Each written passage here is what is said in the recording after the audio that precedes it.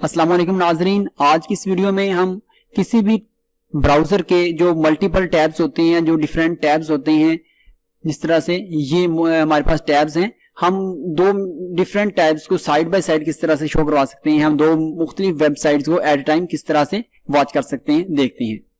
तो वो तमाम नाजरीन जो कि हमारे चैनल पर अभी नए हैं, उनसे रिक्वेस्ट है कि वीडियो के नीचे दिए गए सब्सक्राइब के बटन से हमारे चैनल को अभी सब्सक्राइब करें और बेल के आइकन पर क्लिक करके अपने रिलेटेड वीडियो की नोटिफिकेशन बर वक्त हासिल करें।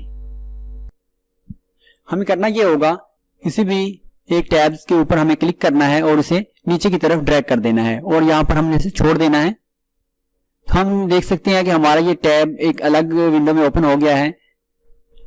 तो अब हमने कीबोर्ड से विंडो के बटन को प्रेस करना है और इसे लेफ्ट मूव कर देना है।